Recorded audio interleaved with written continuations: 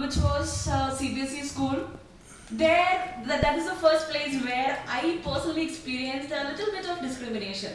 I won't say it was exactly caste-based, but I did have some kind of few unpleasant situations wherein I was put aside because of my skin color. And that because we usually associate this dark skin to our caste. So that was the first instance. And from that point onwards, I am putting forward this just to substantiate what ma'am was saying, that our what we don't feel like expressing which community we belong to. So that was me as a child, as experience. So that was like, why I'm the one put aside, because my friends was all very well in the forefront, but I was not forward in that particular case. From then onwards, if somebody asks me my caste, I'll be very good, very happy to explain to them I belong to this caste. But rather, if I'm not asked, I won't be explaining. Then, when I grew up, maybe you can say associate me to the last 10 years, I was filling out my form in the college, and I may not be like boasting myself, but I was a pet of, a pet student for most of the teachers. And my friends was very close to me, and I was filling out the form. There we have this caste asking call. I was filling out, and my friends were saying, "You belong to this caste?" I told, "Yeah." Really? And they're not able to believe it. Because the way I carry myself or my family background is not what they expect to be. And here I put forward the first challenge. That is a psychological problem the child is facing because of the caste. That is the one major challenge. Because I faced that, my inhibition towards the caste because of that psychological trauma which I experienced, and that was stopping me to tell others, yes, I belong to the Dalit community. So there, the first education should be given to the children which can make them confident enough to say their caste out loud to the world.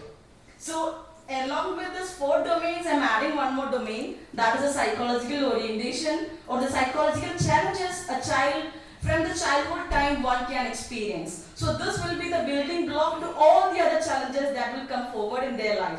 Starting with the kid's life, that is the psychological impact it is having on their orientation. Now we can move ahead to the next level, which I'll be numbering as the educational challenge.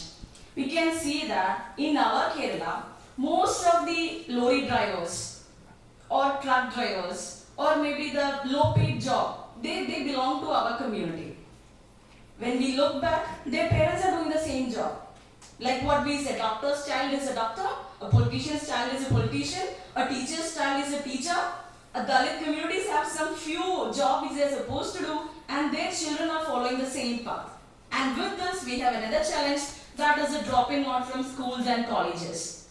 This is where I am coming back to the statement which I made, that is 100% literacy. 100% literacy means what? We are able to read, write. The basic elements of education or primary education is there. But that is confining to maybe maximum of 8th standard or 10th standard or at most +2.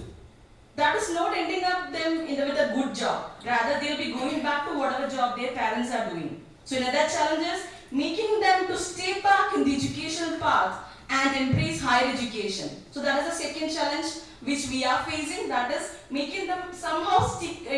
We give provisions, we give concessions, but nobody is bothered about that because they will be more focused on how to feed the family, how to win the bread for the family.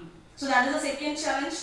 Third, I would like to, this is a connection which I am trying to build in here, starting with the psychological, we now facing the educational challenges. Now moving on to what education can finally give you, that is the money that can come out of the job you are doing. So we are slowly increasing your economic status.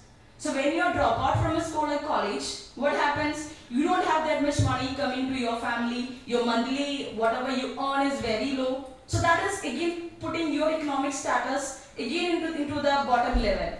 The rich is becoming more rich, the poor is becoming more poor. The disparity, the gap is only increasing.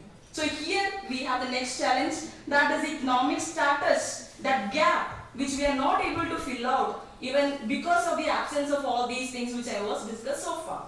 So with this, the next challenge come, we can either keep the social and political one after the other, but we will go by political.